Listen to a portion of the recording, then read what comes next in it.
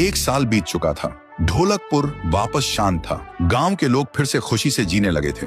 हर पूर्णिमा को लोग एक दिया जलाकर ठुन ठुन ठुन साहुर को याद करते थे। पर एक रात कुछ ऐसा हुआ जो फिर से सब कुछ बदल के रख दिया। लाशें फिर से मिलने लगी। हर 2 दिन बाद किसी न किसी के घर के सामने एक कटी हुई लाश पड़ी होती। गांव फिर से कांप उठा। एक दिन सब लोग महाराज के पास पहुंचते हैं और रो रो कर गांव की घटनाओं के बारे में बताते हैं। रात को महाराज 2 सेनापतियों से कहते हैं, जाओ और खोजो इस कांड के पीछे कौन है। लेकिन सुबह सिर्फ उनकी लाशें लौट कर आईं। एक का सिर था ही नहीं, दूसरे के पैर कट चुके थे।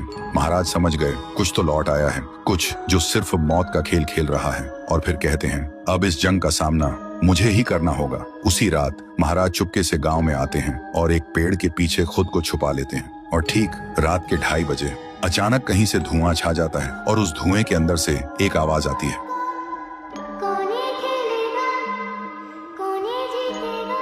और फिर धुएं के बीच से निकलती है एक गुड़िया, गोल आंखें, एक बेजान सी मुस्कान, लेकिन चेहरा मौत का पैगाम।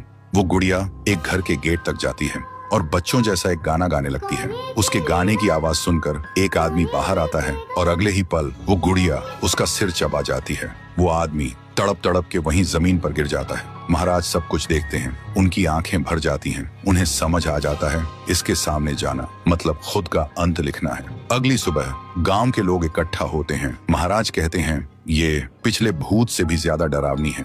इसे सिर्फ वही हरा सकता है जो मौत को पहले ही हरा चुका है। और फिर एक पूर्णिमा की रात सब लोग दिया जलाकर पुकारते हैं, आप वापस आइए, आपके बिना ये गांव जिंदा तो है पर जीने जैसा नहीं। तभी एक आवाज गूंजती है और उसी देह की आग से एक जलता हुआ पेड़ बनने लगता है और उसी पेड़ में से ठुन ठुन ठुन साहुर निकलता है। तभी फिर से वही धुआं छा जाता है और उसके साथ ही एक आवाज।